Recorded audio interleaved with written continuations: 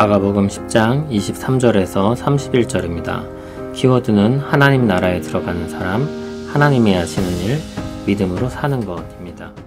예수께서 둘러보시고 제자들에게 이르시되 재물이 있는 자는 하나님의 나라에 들어가기가 심히 어렵도다 하시니 제자들이 그 말씀에 놀라는지라. 예수께서 다시 대답하여 이르시되 얘들아, 하나님의 나라에 들어가기가 얼마나 어려운지 낙타가 바늘귀로 나가는 것이 부자가 하나님의 나라에 들어가는 것보다 쉬우니라 하시니 제자들이 매우 놀라 서로 말하되 그런즉 누가 구원을 얻을 수 있는가 하니 예수께서 그들을 보시며 이르시되 사람으로는 할 수 없으되 하나님으로는 그렇지 아니하니 하나님으로서는 다 하실 수 있느니라. 베드로가 여짜와 이르되 보소서, 우리가 모든 것을 버리고 주를 따랐나이다. 예수께서 이르시되 내가 진실로 너희에게 이르노니 나와 복음을 위하여 집이나 형제나 자매나 어머니나 아버지나 자식이나 전토를 벌인 자는 현세에 있어 집과 형제와 자매와 어머니와 자식과 전토를 100배나 받되 박해를 겸하여 받고 내세의 영생을 받지 못할 자가 없느니라. 그러나 먼저 된 자로서 나중되고 나중된 자로서 먼저 될 자가 많으니라. 아멘. 13절부터 시작된 주제가 이어지고 있습니다. 하나님 나라에 들어가는 것에 대한 말씀입니다. 아무 자격 없어 보이는 어린아이가 하나님 나라에 합당하다고 했습니다. 계명을 지키던 부자가 하나님 나라에 합당하지 않다고 했습니다. 당시 유대인들에게 부는 하나님이 주신 복이라고 여겨졌습니다. 그런데 계명을 잘 지키는 부자가 하나님 나라에 합당하지 않다는 것은 놀라지 않을 수 없는 것이었습니다. 예수님은 하나님 나라에 대한 가르침을 이어가십니다. 재물이 있는 자는 하나님 나라에 들어가기가 심히 어렵다고 했습니다. 그러자 제자들은 어렴풋이 느끼던 그들의 생각이 진짜라는 것을 알았습니다. 부자가 하나님 나라에 들어가기 어렵다는 것입니다. 부가 하나님의 복이라고 생각했었습니다.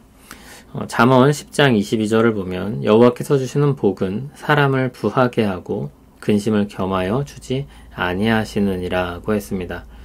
그러한 유대인의 정서에서 그렇게 복을 받은 사람이 하나님 나라에 들어가기가 어렵다면 대체 누가 들어갈 수 있는지 놀라지 않을 수 없는 것입니다.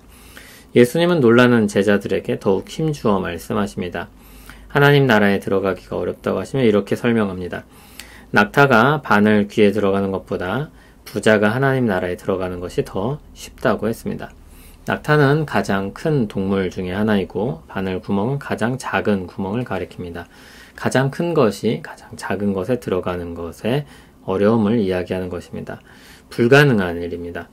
그런데 그 불가능한 일이 부자가 하나님 나라에 들어가는 것보다 쉽다고 했습니다. 그러므로 부자가 하나님 나라에 들어가는 것은 불가능한 그 일보다도 어려운 것입니다. 제자들에겐 충격이 가중되었을 것입니다.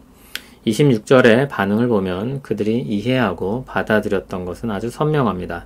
부자가 하나님 나라에 들어가는 것이 불가능하다는 것입니다. 그들은 서로 말하길 그러면 누가 구원을 얻을 수 있냐고 했습니다. 또한 26절에는 제자들이 하나님 나라에 들어가는 것을 구원이라고 말하고 있습니다. 악한 세상으로부터 구출을 받아 하나님 나라에 들어가는 것입니다. 출애굽을 떠올리는 표현이기도 합니다.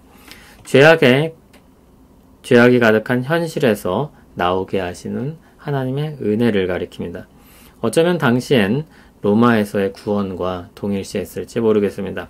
어쨌든 제자들은 부자도 구원을 얻을 수 없다는 사실에 크게 놀랐습니다. 예수님은 또 말씀하십니다. 사람으로는 할 수 없으되 하나님으로는 그렇지 아니하니 하나님으로서는 다 하실 수 있느니라. 이 말씀을 들은 베드로는 이렇게 말합니다. 보소서, 우리가 모든 것을 버리고 주를 따랐나이다. 이것은 예수님이 부자에게 요구하셨던 말씀을 그대로 가져온 것입니다. 우리는 부자와 달리 다 버리고 주님을 따랐으니 구원을 얻을 수 있는 사람이지 않느냐는 것입니다. 제자들은 아직 이전의 사고방식을 버리지 못하고 있습니다. 자신은 모든 것을 버리고 주를 따랐으니 돌아간 부자보다는 낫지 않냐는 것입니다. 더 나은 사람으로서 하나님 나라에 들어갈 것을 기대하는 것입니다. 그러나 주님의 가르침은 더 나은 사람이라면 혹은 더 나은 사람이 된다면 하나님 나라에 들어갈 수 있을 가능성이 있다고 말씀하신 것이 아닙니다. 사람은 모두 안 된다고 하셨습니다. 그러나 하나님은 하실 수 있다고 하셨습니다. 주님은 다시 모든 것을 다 버리고 주를 따랐다는 제자들에게 말씀하십니다. 예수님과 복음을 위해 다 버린 자는 지금 이 세상에서 분명 복을 받을 것인데 박해를 겸하여 받을 것이라고 했습니다. 그리고 오는 세상에서 영생을 받을 것이라고 했습니다. 제자들의 잘못된 생각을 교정하시는 것입니다. 이 세상에서 분명 복을 받지만 박해도 있을 것이라고 하셨습니다. 그리고 분명 영생을 얻을 것이지만 아직은 아니라는 것입니다. 한 가지 여기 궁금하게 만드는 말씀이 있는데 주님과 복음을 위해 집이나 형제나 자매나 어머니나 아버지나 자식이나 전토를 벌이게 된 사람이 이 세상에서 새로운 집과 형제와 자매와 어머니와 자식과 전토를 100배나 받는다고 하셨습니다. 먼저 우리는 이 버림이 필수적인 버림이 아니라는 것을 생각해야 합니다. 예를 들어 복음을 믿으면 이러한 것들을 다 버려야 하는 것이 아닙니다. 만일 가족이 이미 복음을 믿은 사람이라면 그들을 버릴 이유가 없습니다. 혹은 복음을 믿은 사람이 믿지 않는 가족을 버린다는 것도 옳지 않습니다. 그들을 위한 복음 전파자가 되어야 하는데 그들을 버린다면 누가 그들에게 복음을 전하겠습니까? 이 말씀은 재산을 다 팔고 속세를 떠나라는 말씀도 아닙니다. 집도 형제도 자매도 버려야 한다고 말씀하지 않으셨습니다. 집이나 형제나 자매나 그와 같은 것들로부터 주님과 복음을 위해 떠날 수 있다는 것을 말씀하신 것입니다. 그때 하나님이 주시는 것도 있다는 말씀입니다. 새로운 나라, 새로운 가족, 새로운 삶에 대한 약속입니다. 그리고 그것과 더불어 박해도 있을 것입니다. 하지만 영원한 하나님 나라에서는 좋은 것만 남을 것입니다. 마지막으로 31절은 나중된 자와 먼저 된 자에 대해 말씀합니다. 사람들이 생각하기에 이 세상에서 먼저 된 자라고 생각되는 사람이 있습니다. 그러나 후에 모든 것이 드러나서 먼저 된 자가 누구인지 드러나게 되면 놀랄 일이 많을 것이라고 했습니다. 예수님은 제자들의 헌신에 대해 약속된 이생과 내생의 상이 있음을 가르치십니다. 그러나 헌신된 삶에 있을 고난에 대해서도 말씀합니다. 그리고 먼저 된 자라고 생각하는 잘못에 대한 경고도 말씀하십니다. 부자를 보며 먼저 된 자라고 생각하는 사람들이 많지만 그들이 꼭 하나님 나라에서 첫째 되는 사람인지는 생각만큼 분명하지 않은 것입니다. 주님의 말씀은 아무도 하나님 나라에 들어갈 수 없다는 말씀이 아닙니다. 정말로 대단하거나 헌신적인 사람들만 들어갈 수 있다는 말씀이 아닌 것입니다. 대단하고 헌신적인 사람도 하나님 나라에 들어가기엔 항상 부족함이 있을 것입니다. 부자는 하나님 나라에 없다는 말씀도 아닙니다. 부자가 가진 마음과 현실이 하나님 나라에 들어가는 길에 어려움이 있다는 것입니다. 사람은 아무도 할 수 없지만 하나님은 다 하실 수 있다는 말씀입니다. 하나님 나라는 하나님이 행하시는 일로 말미암아 은혜로 들어갑니다. 영생은 은혜로 얻는 것입니다. 모든 악에서의 구원은 은혜로 주어지는 것입니다. 그런데 이 은혜로운 길에 고난이 예고되어 있습니다. 주님의 이름을 위해 복음을 위해 사는데 부딪히는 갈등이 있다는 것입니다. 오는 세상에서는 그 모든 것이 해소될 것이지만 아직 이 땅에서는 해소되지 않은 채 가지고 갈 것들이 있습니다. 주님은 소망의 날이 오기 전 이와 같은 말씀을 통해 제자들을 격려하고 경고하십니다.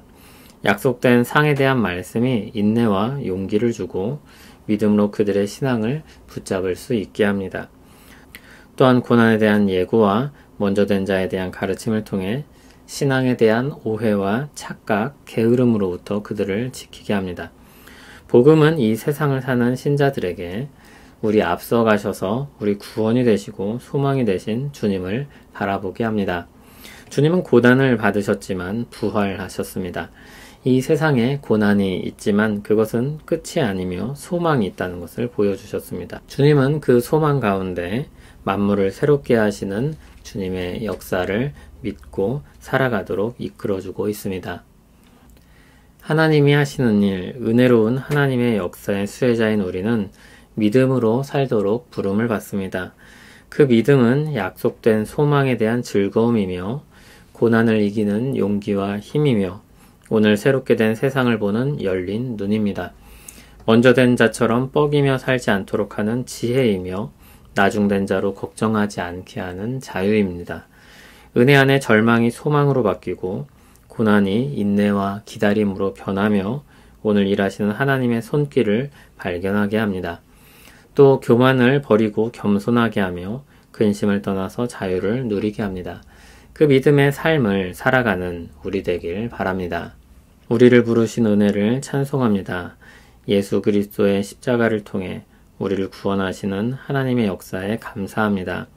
모든 악에서 우리를 건지시고 악한 세상에서 우리를 구출하시는 줄 믿습니다. 인내와 기쁨으로 이 세상의 삶을 살게 하시고 겸손과 자유가 우리 안에 있게 하옵소서. 예수님 이름으로 기도합니다. 아멘.